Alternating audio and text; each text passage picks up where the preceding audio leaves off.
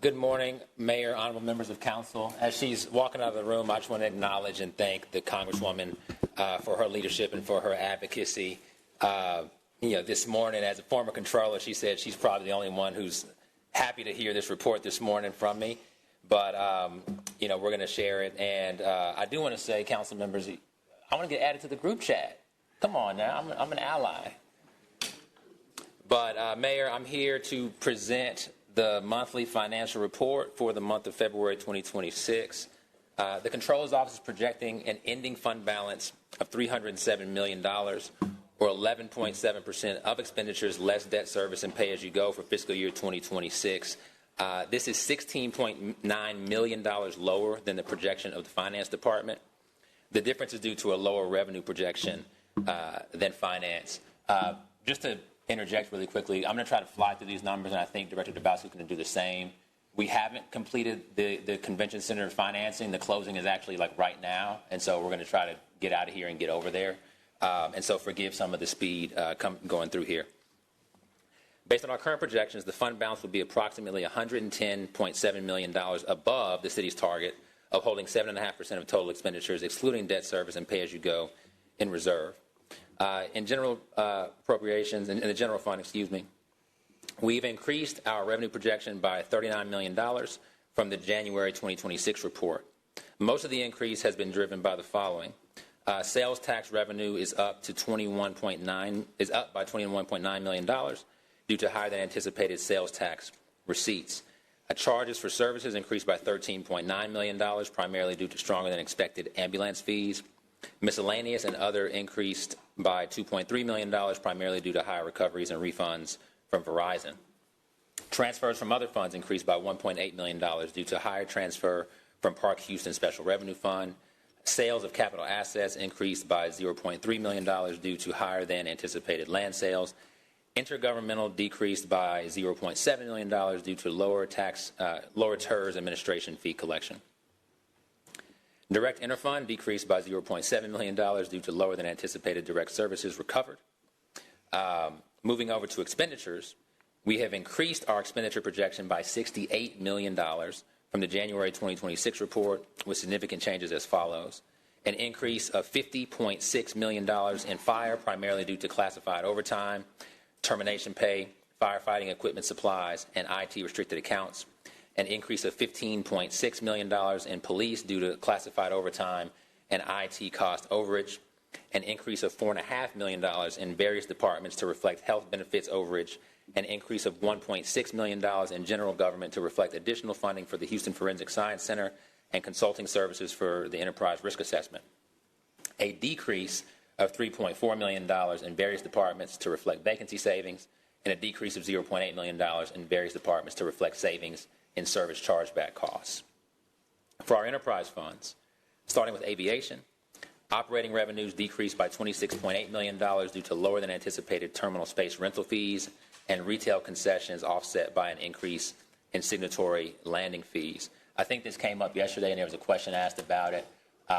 The reason that there is such a difference there is that we're behind schedule with the International Central Processor, which has delayed an increase in fees that would have met these assumptions. So when that progresses, when it moves forward, we'll see those fee increases that we were looking for at airport. And happy to go into more detail. Obviously, I'm sure the airport would be happy to share more detail as well.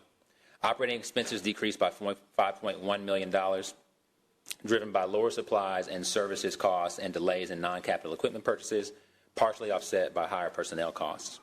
Non-operating revenues increased by $12.3 million due to higher interest income, and an operating transfer to the Airport Improvement Fund decreased by $9.3 million. For combined utilities, operating revenues decreased by $74.2 million due to a decrease in water and sewer revenues. I believe this came up yesterday as well. We're still digging to understand the details of that. What we've gotten so far is with 500,000 customers, variation can happen, and sort of that's the answer, but we want to get a little bit of a better understanding there. Operating expenses increased by $1.6 million, primarily due to an accounting adjustment for Interfund 311 services, partially offset by personnel savings contract implementation delays, and lower water authority contract debt payments. Non-operating revenues increased by $36.8 million due to higher than anticipated impact fee collections, judgments and claims, and recoveries and refunds. And operating transfers decreased by $83.5 million, primarily due to lower than anticipated transfer to the Stormwater Fund and accounting adjustments for 311 services and delays in capital equipment purchases. For our dedicated drainage and street renewal funds, within ad valorem, expenditures decreased by $0.7 million to reflect lower payments to the Chapter 380 program. Our Metro Fund revenues decreased by $5.4 million due to lower reimbursement for street and traffic operating costs from the Metro Mobility Program. And within Metro, expenditures also decreased by $2.3 million due to lower service chargebacks for vehicle fuel and purchases for construction materials and capital equipment. For the Stormwater Fund, revenues decreased by $37 million due to lower transfers from the combined utility system. Expenditures decreased by $19.7 million, primarily due to lower than anticipated demolition services. And we are projecting no material changes from last month for convention and entertainment or the remaining dedicated drainage and street renewal funds. For our commercial paper and bonds, the city's practice has been to maintain no more than 20% of the total outstanding debt for each type of debt in a variable rate structure, which is in line with rating agency guidance of 25%. From time to time, the city's credits have exceeded this threshold on an interim basis as they undertake large capital projects. As of February 2026, the ratio of unhedged variable rate debt for convention and entertainment was 62.26% due to the George R. Brown expansion. The financing that we're going through right now will address this. The ratio of unhedged variable rate debt for each of the other type of outstanding debts remain well below that 20% threshold. Speaking specifically on this financing, on March 5th, the city priced $1.38 billion in bonds to restructure the convention center debt and fund phase one of the convention district transformation project. Despite, my notes say some market volatility, despite a lot of market volatility, investor demand was very strong, allowing us to tighten pricing and secure an all-in cost of 4.85%. The mayor was correct in noting an upgrade in the rating of the convention center. That is not the same as an upgrade of the city's general debt, which is still on a negative outlook from two of our three ratings agencies. The remaining portion of the convention center finance is closing today. I want to thank Treasurer Vernon Lewis, Director Melissa Dubowski, Houston First CFO Frank Wilson, and the entire financial working group for their work and partnership in making this finance happening. All right. Pivoting to other recent events, as we conclude Women's History Month, last week our office hosted an important roundtable event that brought together direct service providers, workforce leaders, philanthropists, and researchers to discuss improving economic outcomes for Houston mothers and children.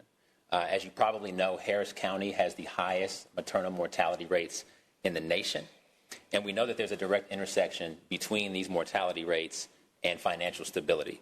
And so this convening began a conversation about how we bridge that connection here in Houston. The Comptroller's Office is committed to connecting financial data with real human outcomes, because if we are serious about the economic future of this city, we have to make sure that it includes healthy mothers and healthy families. Special thanks to Councilmember Abby Kamen for taking part in that discussion. If any of you around this horseshoe would like to join us further in this work, please reach out to our office. We'd love to invite you into that conversation. On March 17th, the Comptroller's Office and the city hosted the 10th Annual Houston Investor Conference. At this year's conference, we heard from city and county financial leaders as well as school district financial leaders, from experts who are shaping energy transition and capital markets, and from Brian Daniel, the Texas president of the New York Stock Exchange. The conference showcased Houston's strength and the city's attractiveness as a destination for continued growth and investment. And so first I want to thank Councilmember Davis in his absence for joining us there, and thank you again to Director Dubowski, as well as some of our department-level CFOs, Clint Stephen from Airport, Samir Solanki from Public Works, and again, Frank Wilson from Houston First, for sharing their insights and their plans for the future.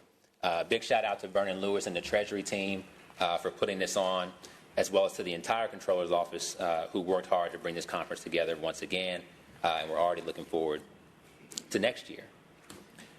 This past Saturday, thousands of Houstonians took to the streets for the No Kings 3 march. A huge crowd was right here at City Hall in solidarity with millions of Americans in what was the largest single-day political demonstration in American history. And folks didn't show up because they were told to. They didn't show up because they were forced to or because it was convenient. They showed up because they believed in the importance of securing our democracy. I want to thank all of those who marched and to the organizers who worked tirelessly behind the scenes to make Saturday a reality here in Houston. And I also want to thank the participants for exercising their First Amendment rights peacefully, because that was a critically important part of the success of the event. And then finally, a big thank you to HPD for ensuring the safety of all the participants and all Houstonians as they do every single day. Mayor and Council, I'll close with this. We have a problem and we need your help to fix it. My role is to be the taxpayer's watchdog. My office monitors the city's finances, analyzes the numbers, and puts clear, actionable information in front of you so that you can make informed decisions. But there's a disconnect that we have to solve together. We're providing that information, but it's not being acted upon. And the result is what we're experiencing today. I flew through this report, but Director Jones gave more detail yesterday. What we're now facing is a $174 million general fund deficit for fiscal year 2026, the largest single-year drawdown in the history of the city of Houston. And that didn't happen overnight. It happened one decision at a time. This year's budget was advertised as balanced, even though at the very outset it included over $100 million of drawdown of the city's general fund. That was brought down to 76 by the time you voted on it. But even with that 76, first of all, we know that it was never balanced to begin with. But even that 76 was based on assumptions that we knew would not hold. During budget season, the 10 Hard Truths document that I shared with you, Council, with you, Mayor, with the Houston public, laid out the realities of what was in that budget and what wasn't in that budget. Truth number 2 made it very clear that to achieve the property tax revenue that was in that budget, you would have to raise taxes. And that was impossible if you weren't going to raise the tax rate. You would either need to lower the budget figure or commit to altering the tax rate. But neither happened. And the result was $53 million in additional deficit spending. We saw the same pattern with overtime. Truth number 6 in that document explained that the budget repeated last year's overtime miscalculation. After spending nearly $140 million in overtime last fiscal year, this budget allocated only $64 million without any meaningful changes to operations that would bring about that figure. And so that gap wasn't going to close on its own, and it didn't. And that's an additional $50 million in deficit spending that you saw in today's financial report. And there have been other revenue and expense changes throughout the year, but just those 2 decisions alone account for the entirety of essentially the $100 million increase in deficit spending that we've tacked on since July. These risks were identified, the costs were quantified, the outcome was predictable. But decisions didn't reflect these known risks, and the outcome that we're seeing should not be a surprise. We saw the same pattern with the fire contract. In June 2024, Council voted unanimously to approve that agreement without clearly defining the financial triggers that were tied to the pay escalators, the raise that firefighters would get each year. And those terms would increase the contract's cost, if triggered, by over $120 million. At the time, we put that risk in writing, in bold print, and shared it with each of you. Without clearly defining those triggers, the likelihood of disagreement was high, and the financial exposure that came with that would be high. And that's exactly what followed. The firefighters believed that they were entitled to the maximum raise in the contract. The mayor thought they should be paid the lower number, and it went to arbitration, and then the city lost. Now taxpayers are going to be responsible for significant back pay to firefighters, on top of the already costly back pay that this agreement was intended to resolve in the first place. That's expected. We still need to get into the numbers, but we expect about $10 or $12 million in additional deficit spending this year to cover that back pay and some of the related costs. That doesn't include any legal fees associated with defending the matter. I'm not sure if those exist or not. And to be clear here, firefighters deserve to be paid fairly.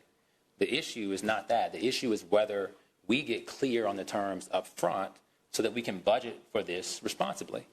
When we don't, we end up paying for it on the back end, as you're seeing now. And this is not about pointing fingers, because we can't move forward that way. This is about recognizing a pattern and being accountable to changing that pattern.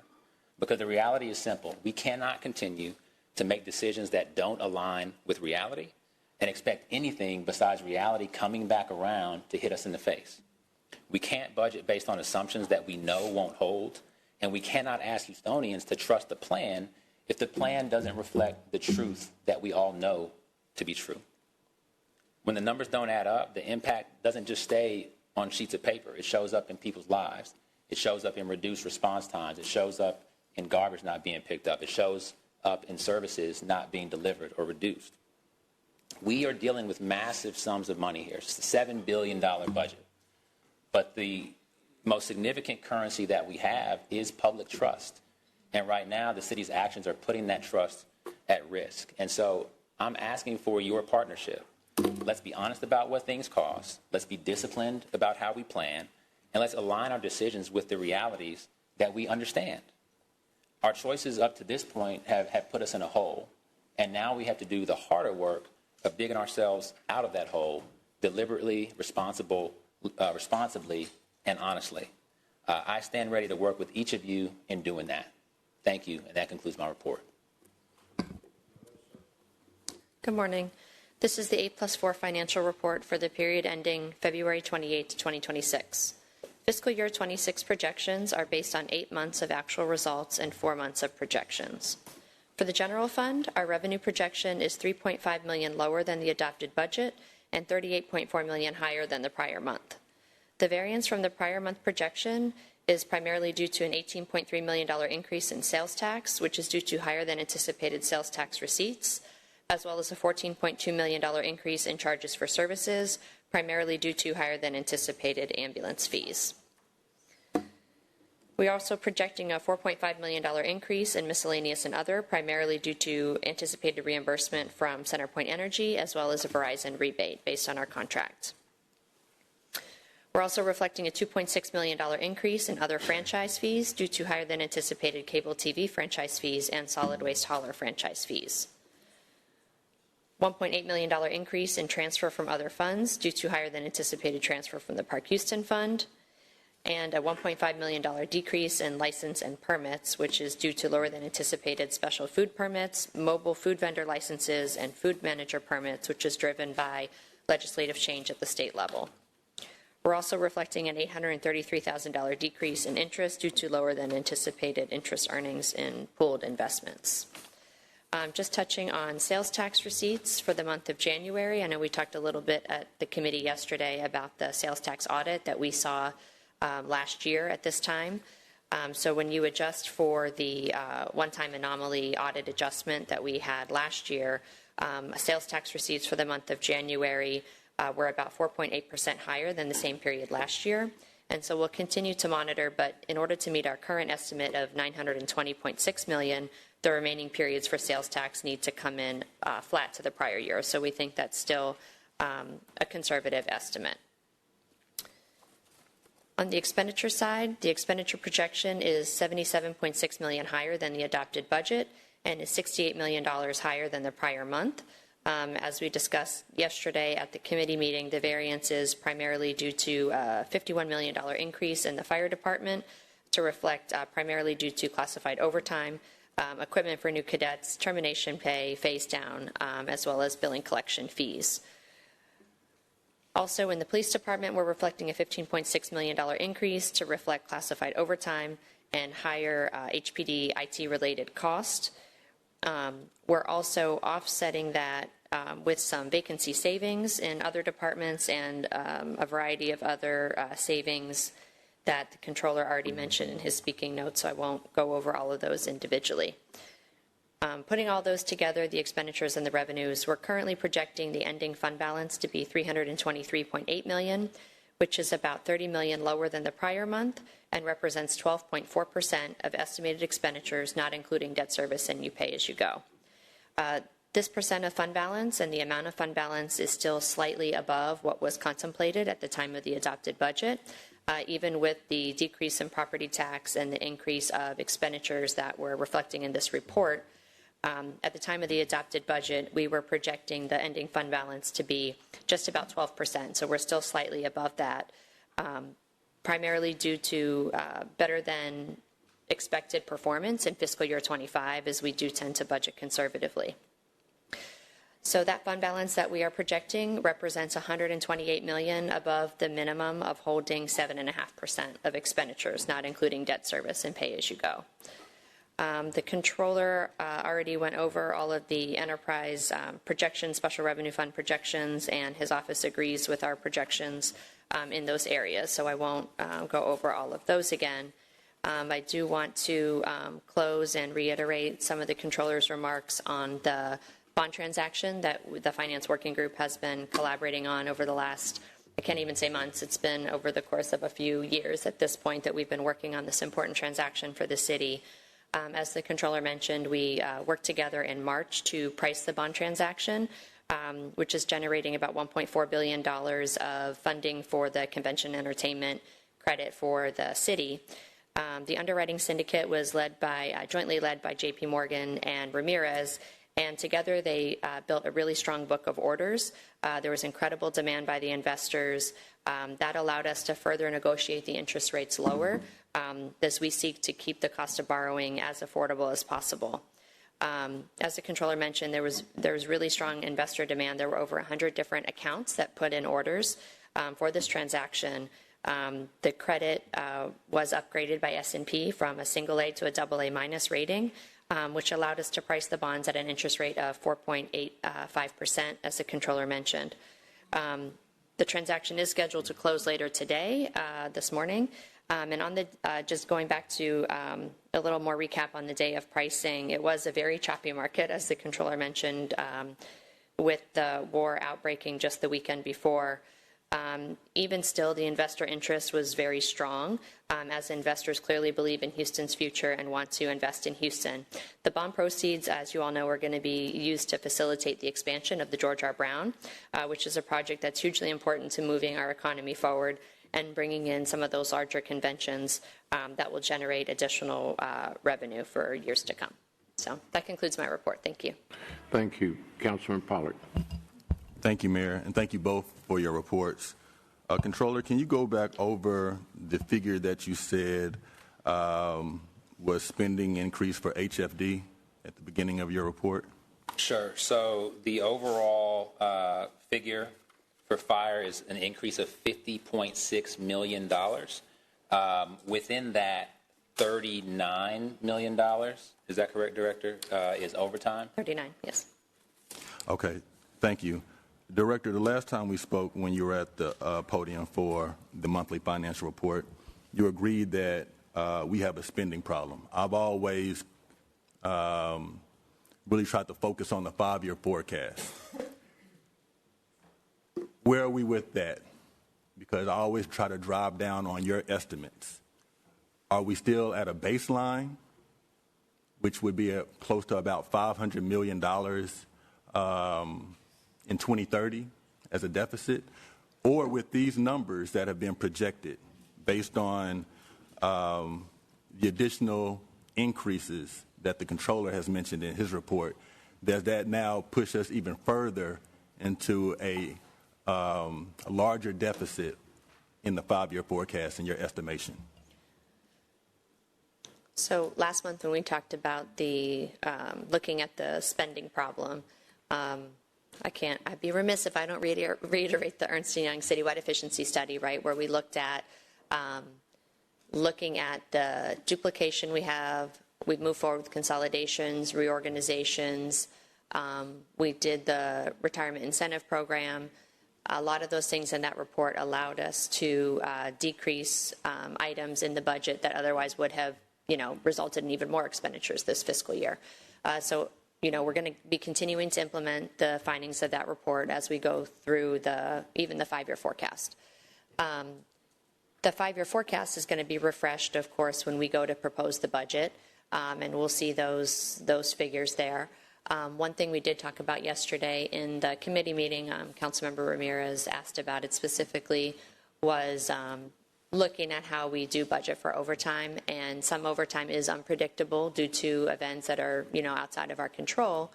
But really taking a hard look at overtime that's more operational in nature and regular in nature. So I think that you will see a change in how we budget for that this year. So the $50 million that the controller is speaking of a HFD increase, plus the $53 million that came from the additional costs that we absorbed based on not changing the tax rate, that $100 million combined should impact the 5-year forecast, in my opinion, significantly. Would you agree with that? There are a lot of other moving pieces in the forecast, right? So even sales tax, for example, sales tax is our second largest revenue source in the general fund. That has outperformed what we anticipated the last time we did the 5-year forecast. So, of course, we still want to take a conservative look at sales tax. We usually adopt a budget on sales tax projections somewhere between we have a pessimistic, a likely, and optimistic scenario. We usually are between the pessimistic and likely scenario. But even that scenario, everything gets refreshed on an annual basis. So, yes, you will probably see a more conservative projection on property tax revenue in the updated 5-year forecast, but you may see other areas that are revenues increasing or other expenditures decreasing to offset. So do you anticipate that we're still around the baseline projections for the 5-year forecast of almost $500 million deficit? By the 5th year of the forecast, yes. Between $400 and $500 million. But that's unsustainable. If you have a projection that's showing that the city will be at a $500 million deficit in 2030, how could the city financially survive with those type of numbers? I mean, I would say that the 5-year forecast and the budgetary gap that you see in the 5-year forecast is, I think everyone would agree, is not new, right? We've had a 5-year forecast that shows a gap at least as long as I've been at the city. And, we do what we can to try to bring that baseline down, control costs, look at other opportunities for revenue, figure out how we can be more efficient. And, I mean, ultimately, of course, we have a forward looking, and anything we do in a current fiscal year will help in the out years. But at the end of the day, we adopt the annual budget based on what we can implement in that year. Okay. And lastly, as the controller mentioned, the fire union seems to be wanting to push forward with arbitration with the city regarding contract disputes. The escalator clause that he mentioned, the 3%, holiday buyback and safety paramedic, holiday time, tuition reimbursement, retirement payments, uniform allowance, laundry service. If we aren't able to satisfy the current terms of our agreement and we have to pay for additional costs to the fire department, how is that going to impact this year's fiscal budget? Mm-hmm. I think city attorney can probably weigh in on that, but with the grievance process, if any of the items are determined by the arbitrator that they would impact future years, then we would need to budget for that in a future year. If an arbitrator determines that it's only an impact to the current fiscal year, then that will be an impact to the current fiscal year, but not necessarily to the out years. I don't know, Arturo, if there's anything. All right, you could put me back in the queue. Councilman Kamen. Thank you, Mayor. Good morning to both of you. I wanted to start off, Controller Hollins, thank you for hosting the Women's History Roundtable discussion. There were things that were discussed and brought up in that room that I was not aware of, such as the fact that 1 in 4 Houstonians, it's approximately 600,000 in Harris County, are bankless. That means that they don't keep their money in a bank. That means they are much more susceptible, especially women, to predatory lending and other predatory financial schemes. So again, to bring everyone in that room, but I wanted to lift up that work because I was aghast at those numbers and how important the work is. And again, bringing financial education and literacy into the community to protect people and give them a stronger foundation because we all need that. And so again, I wanted to lift up that work. Controller, I think you said, and I don't want to misquote you, that we're facing potentially the largest budget deficit in city history. Is that what you said? The largest drawdown of our general fund. Largest in a single drawdown. year. I would call that deficit spending, but I'll give you the technical term. Okay. And Director Dubowski, I don't know if you had a comment on that or a different interpretation, but I wanted to give you the opportunity to respond. I think that it's important to look historically, but we also have in our 5-year forecast slide presentation, we do show the historical view at how much is drawn from fund balance at the end of the year.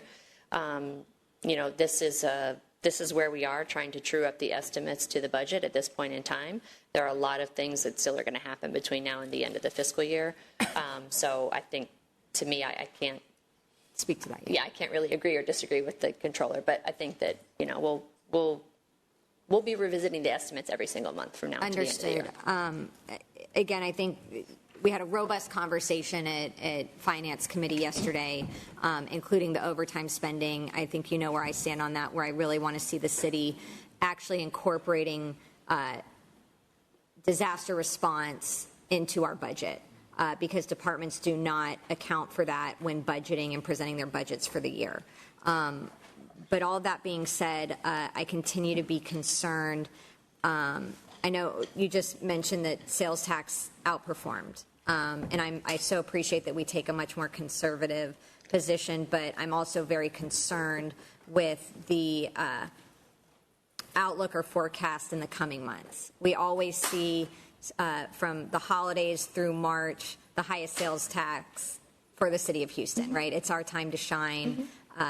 But again, we're not only facing a lower level of sales tax just cyclically, but with the economy and what we're facing with such an uncertain and unstable economy and market right now. So I want to make sure that we're being as conservative as possible, understanding that we could be heading for a much grimmer financial outlook based on what the markets are doing right now. All of that being said, I did have a question for our city attorney, and I certainly don't want to put you on the spot. It came to light yesterday. Some of us had not been aware that arbitration had concluded. And one, I think that council absolutely needs to be informed about the impacts of arbitration, just as we should with litigation. I am not aware, Controller, you may have mentioned it, or Director Dubowski, you may have mentioned it, of how much we're now on the hook for from that step-up clause. I know that, and Councilmember Flickinger raised this yesterday, there was robust discussion and debate during the contract at this horseshoe about the concerns about the step-up. And we were told, no, it's not going to be interpreted a certain way. So one, Director, I know you offered, but I want to make sure that that works for city legal. I would like council members to be briefed on the arbitration proceedings. And two, I would like to understand that further, and I don't know if either of you can elaborate on the financial impact of that. Yeah, so my office caught wind of this at the same time that you did, which was when Councilmember Flickinger mentioned it yesterday. I think we should have known about it a little earlier than that. Our early estimates, we haven't seen any details from any arbitration ruling, nothing in writing, but just our quick math puts us in the 10 to 12% range on income. Pardon me, $10 to $12 million range on paying for additional income for firefighters. And there's still a bit more to do there because their overtime, right? These overtime numbers that we just reported to you, that could be impacted by the 3% change. Retirement and other things where folks have termination pay, et cetera, can be impacted. So we have to actually get the ruling, which we haven't gotten yet. We have to dig into the details and then go into some of those kind of finer line items. But $10 to $12 million for this fiscal year is the high-level estimate. Director, I didn't know if you had a comment. Or, again, I'm asking all three. I know I don't want to take up too much time, but any details would be very helpful. The arbitration decision it was recorded orally. We're trying to get a transcript out. There's also a considerable planning that needs to be done between payroll and HR to identify how this is going to be implemented, and we've been working well with the union on that. So the intent has always been, and I think Stephen David will provide this, is to provide a document that sets out what occurred, why, as best as we can tell, in the process for doing that. And when was arbitration concluded or finalized? It was at the beginning of rodeo weekend. I can't remember that exact date right now. Okay, so it's been several weeks at least. Right, 3 or 4 Okay. weeks, yes. Thank you very much. Yeah. Councilman Pollard. Thank you, Mayor. Well, I have you here, Director. I did want to ask you about an agenda item that we have today. It's agenda item 11, which is spending authority for a $30 million award on a public safety emergency preparedness equipment item. I believe it's to assist with FIFA, but these out year dollars, is that something that will get reimbursed? Are you familiar with this particular item I'm referencing, and can you give some clarity to us on that? Because these dollars aren't currently within our fiscal year budget. Mm-hmm. So how are we going to pay for these items, and what is the reimbursement process like in a timeline? Sure. So FIFA is unique, right? We haven't had a FIFA grant in the past, but to the best of my understanding, we received the grant award from the federal government. We've had a couple different grants. So we have went to council early on in March to get the authorization to apply for and accept the grants. One of them is $65 million. That's going to be used primarily for public safety, fire and police overtime, a real focus on EMS, some IT components that are related to cybersecurity. There's separately a grant for $15 million. And then thirdly, there's some UASI funding, grant funding that we're going to be utilizing. So the way the grant programs work is they are reimbursement based. So in order to order the equipment we need, get trained on it, receive it timely, we do need to, as we do with all other reimbursement based grants, front some of our city funding, which we don't feel comfortable to do until we do have those grant awards, which we have that in hand now, the grant awards. And so that allows us to order the equipment so that we can receive it, train on it, and then we will seek the reimbursement from the federal government. So, of course, we have to go through the federally compliant procurement process, to make sure we're following all of the rules and regulations laid out with the grants. And lastly, a couple of years ago, the mayor stated that he believed the city was broke. The controller just referenced that we are now facing the largest drawdown in the city's history. So if we were broke then, and this is the largest drawdown ever, would you consider us even more broke, more poor than we were before? Where do we stand?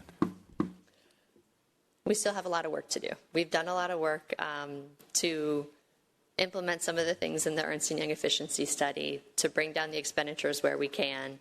But we still have a lot of work to do, and you're gonna see that in the proposed budget. Thank you very much. Thank you. Council member, at the time that statement about being broke was made, we actually had the highest fund balance in our city's history. We've since been. What was that fund balance at the time, Controller? It was getting close to $600 million. It was just in the high 500s. Now, again, we're projecting 307 at the end of this fiscal year. The finance department is projecting, I think, 324. So that's where we stand. Thank you. Thank you. Following up on Councilmember Kamen's comments, Mr. Michel, will you commit to providing a copy of the arbitration proceedings, the full transcript to council? Yes. Okay. And will you also commit to allowing council to consult before making a determination on whether or not we're going to appeal the judgment before making payment? We don't have an ability to appeal an arbitrator's award. Is that what the arbitration agreement says, that we cannot appeal? Yes. Okay. Anything else? Thank y'all. Thank you.